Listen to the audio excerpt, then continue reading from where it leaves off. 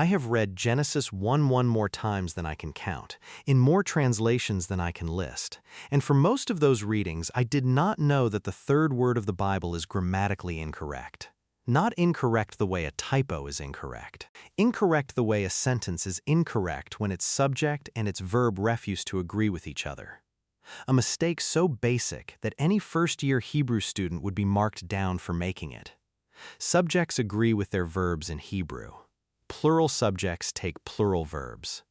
That is not a stylistic preference. It is one of the most stable rules in the entire language. And yet the third word anyone has ever read in the Hebrew Bible is a plural noun, and the verb sitting right next to it is singular, and I read past that combination for years without anyone ever pointing it out to me.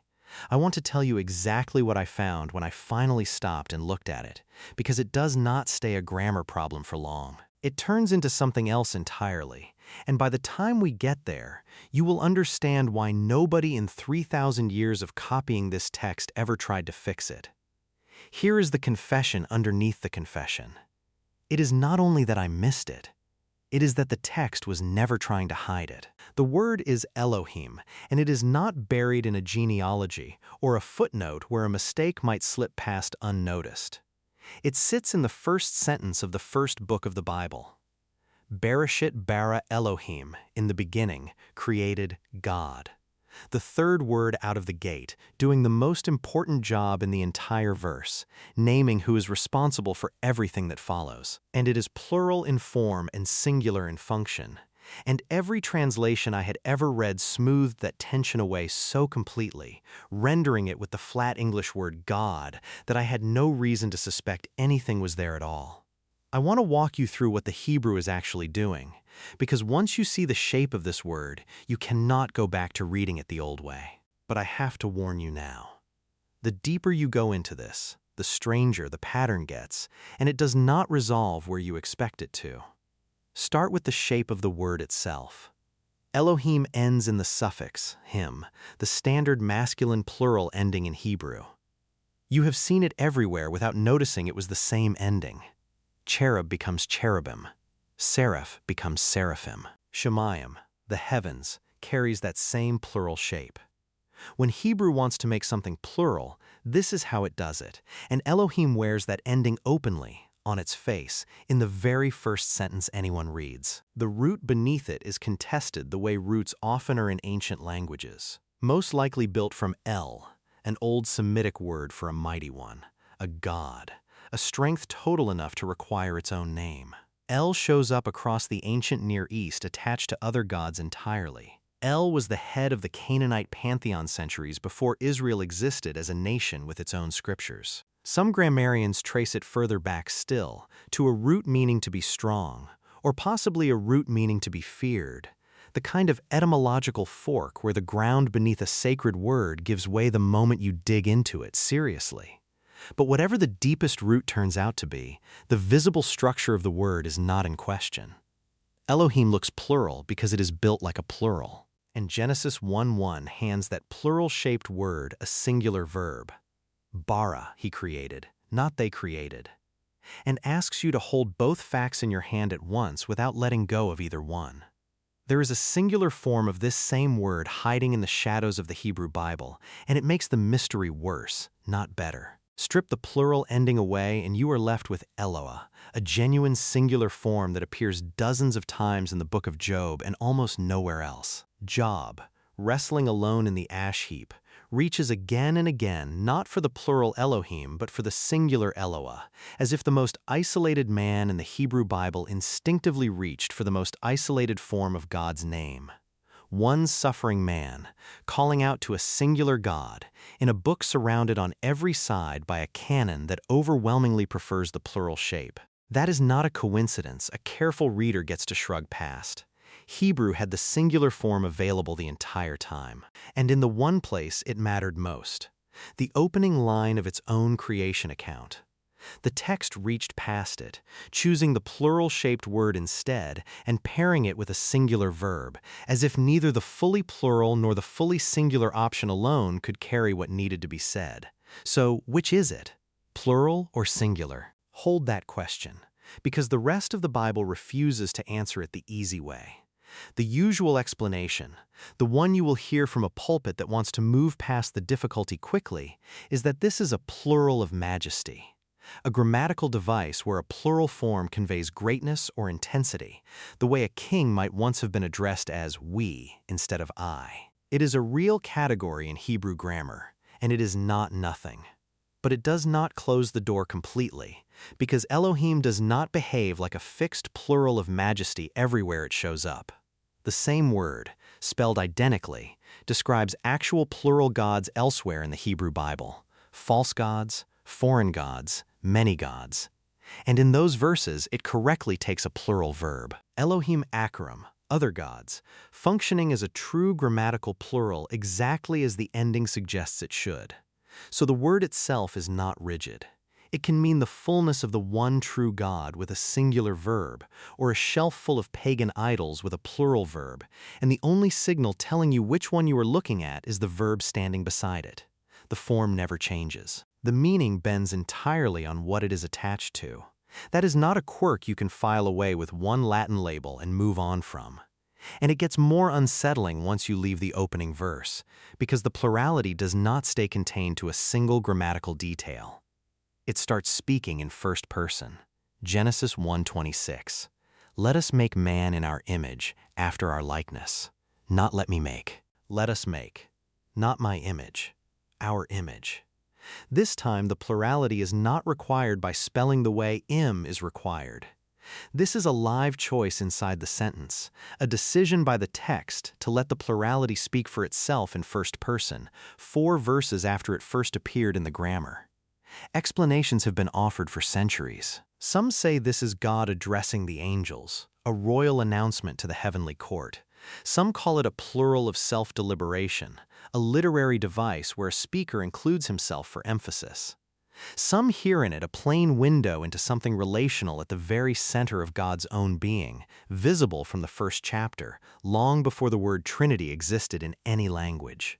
You do not have to settle which explanation is correct to notice the pattern forming. Plural shape, plural pronoun, singular action, singular God, and this is only Genesis. Follow this word out of the first book and into the rest of the Hebrew Bible, and the tension does not loosen. It tightens. In Exodus, the same divine voice that says, I am the Lord your God. Elohim, singular in function, the God of Israel, turns immediately and says, you shall have no other gods before me. Elohim, the identical word, now doing plural work, naming the false gods of the nations Israel is being pulled away from. 2 verses apart, 1 word, 2 functions. And the ancient reader was expected to track the difference by ear, by context, by a living language that had not yet been flattened into a translator's footnote. This is worth sitting with for a moment, because it means the ambiguity was never a defect in the language. Hebrew could have used 2 entirely different words if it wanted to keep singular deity and plural idols cleanly separated on the page. It did not. It used the same word both ways and trusted the listener to supply the distinction from context, the same way English trusts you to know that bank means something different beside a river than it does beside a paycheck. The difference is that nobody has ever built a doctrine on the wordplay in bank. Believers have built entire systems of theology on the wordplay in Elohim, and the wordplay was there from the beginning, deliberately doing real work. Then Deuteronomy hands you the sentence every Jewish child has recited for 3,000 years, the closest thing Judaism has to a single verse containing the whole of its theology. Hear, O Israel, the Lord is our Elohim, the Lord is echad. 1. But notice the word chosen here, because this is where the whole shape of the mystery starts to come into focus, not yachid. The Hebrew word for an absolute, solitary, indivisible one, the word used later of Isaac as Abraham's only son, a term meaning alone in the fullest sense, one with no internal parts whatsoever. The Shema does not reach for that word.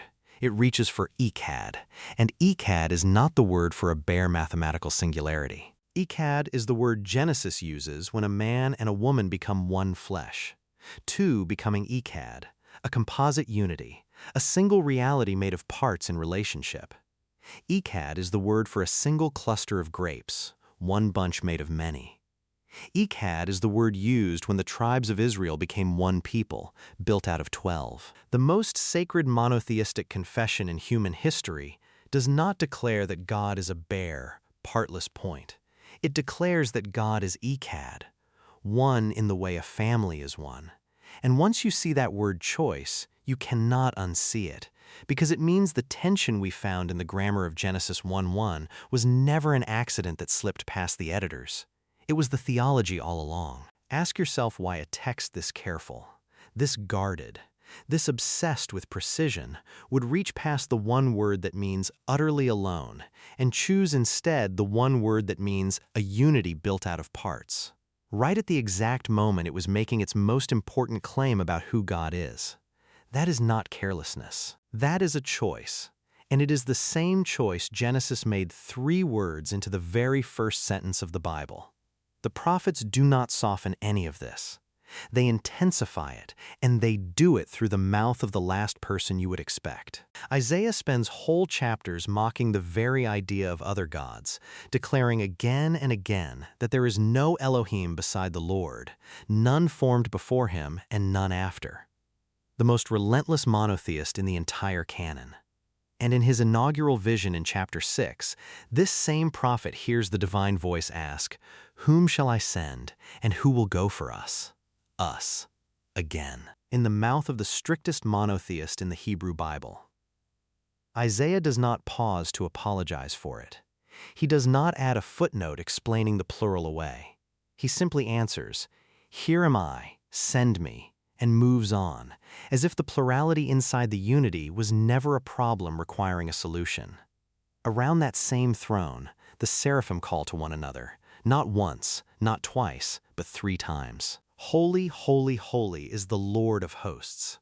A threefold cry wrapped around a single throne, given to the man history remembers as Israel's fiercest defender of the oneness of God.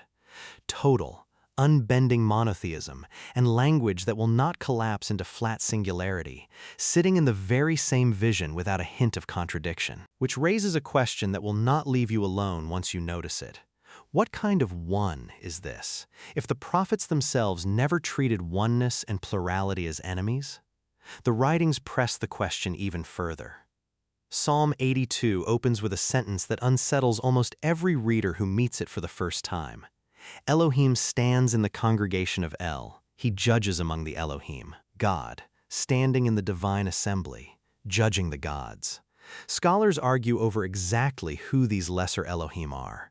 Corrupt human rulers addressed with divine language because they were meant to reflect God's justice and failed to, or members of an actual heavenly council gathered around the one true throne. Either reading keeps the same shape intact. One supreme Elohim, surrounded by a plurality that answers to him, exercising judgment from the center of a crowd rather than from an isolated point in empty space. And then there is Psalm 110, the psalm quoted in the New Testament more than any other Old Testament text, opening with a line that stopped Jesus' own opponents cold when he asked them to explain it. "The Lord said to my add-on, my Lord, sit at my right hand." One divine figure speaking to another divine figure, recorded 1,000 years before Bethlehem, inside a religious system that would rather die than worship 2 gods. So here is where the tension has led us by the end of the Hebrew Bible.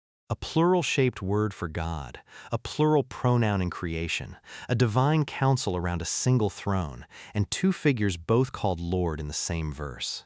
None of it resolved, all of it preserved. And if you are tracking this pattern with me, the grammar, the pronoun, the counsel, the second Lord seated at the first one's right hand.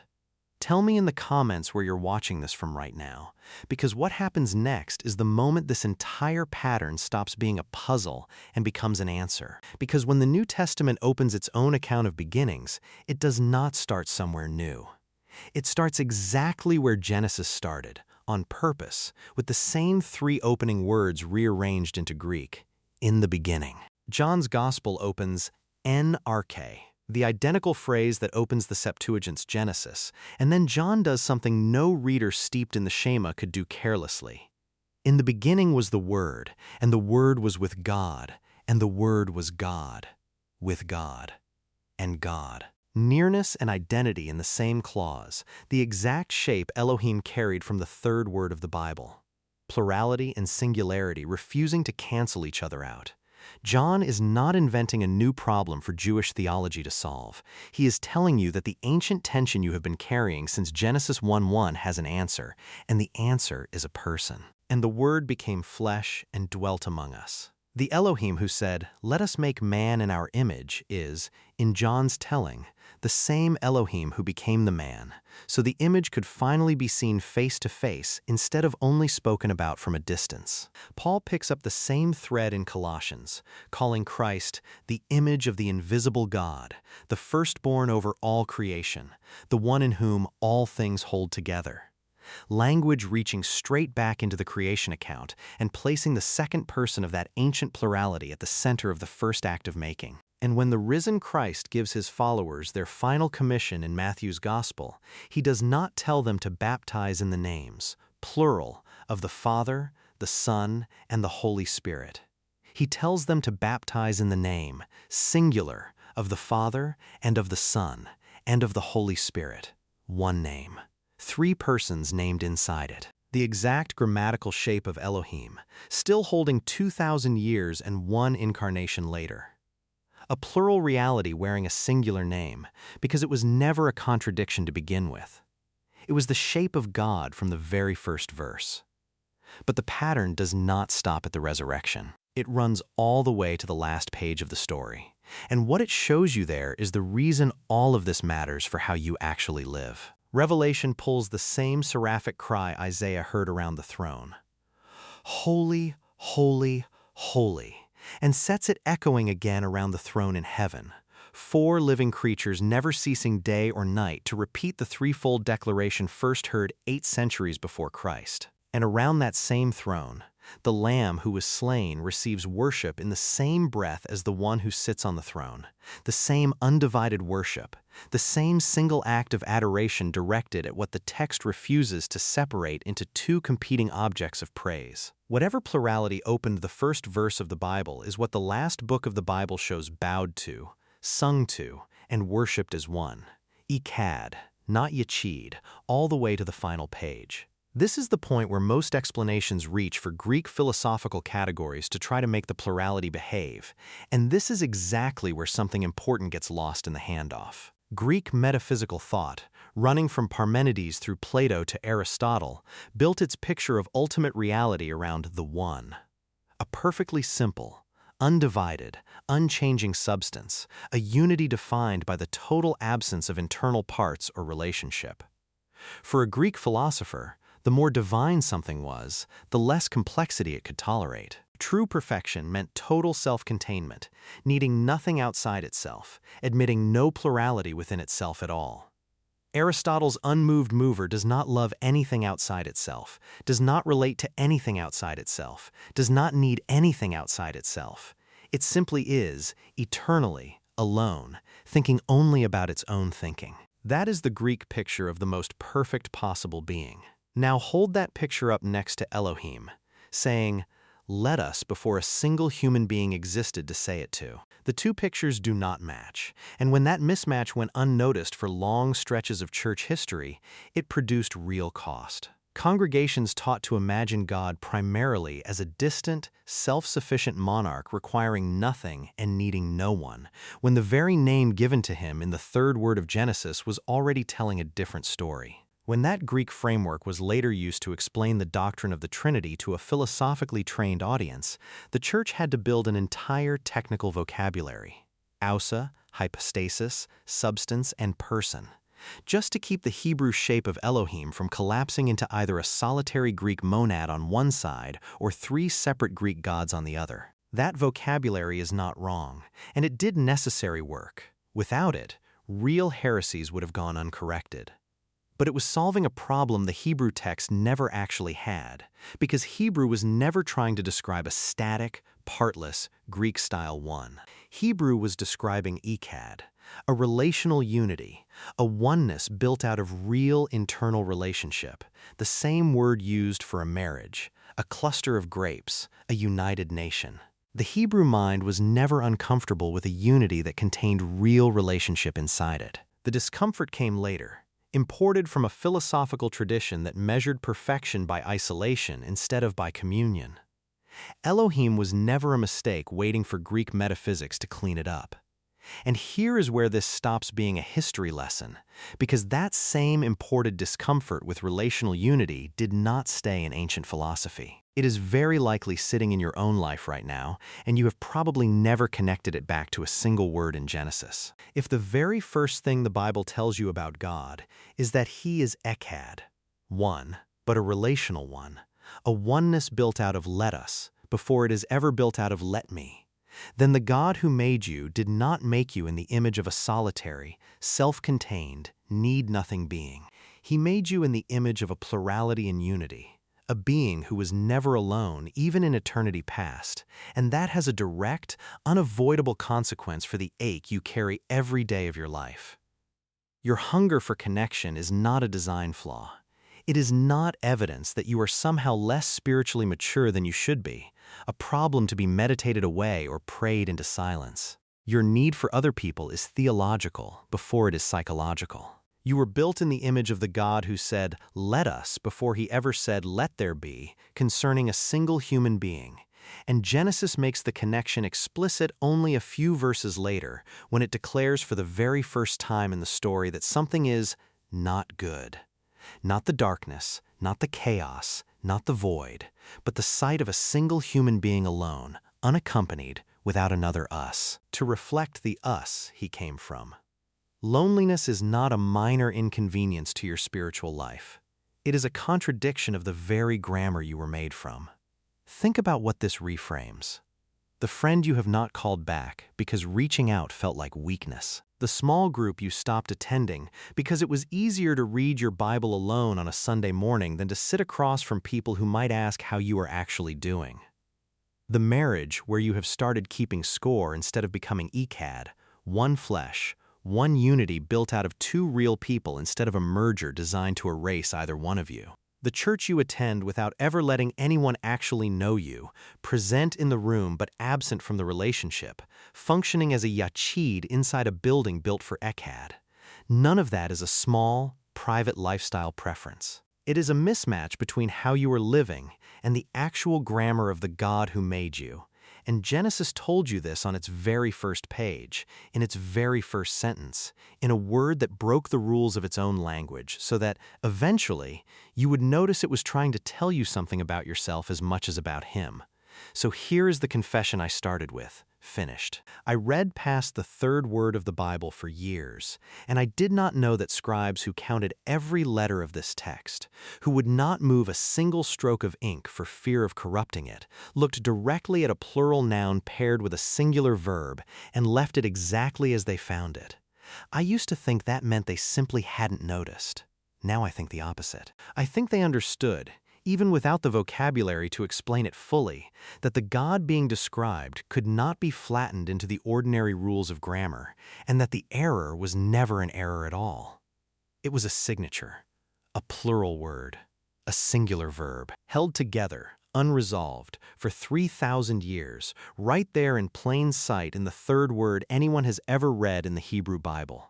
Not a flaw in the text, but the first fingerprint of the Trinity, pressed into the page before Abraham was born, before Sinai, before Bethlehem, before the very language existed to describe what it was pointing to. You have been reading past that fingerprint every time you skimmed over the word God in English translation, the same way I did for years. It has been there the whole time, plural and singular in the same breath, exactly the shape of the God who said, "Let us," exactly the shape of the God you were made to reflect, exactly the shape of the God who was never, not for one moment of eternity, alone. If this changed how you will read that very first verse from now on, subscribe, because this channel exists to keep pulling these fingerprints up out of the Hebrew text one word at a time, and there is a great deal more waiting underneath the words you thought you already understood.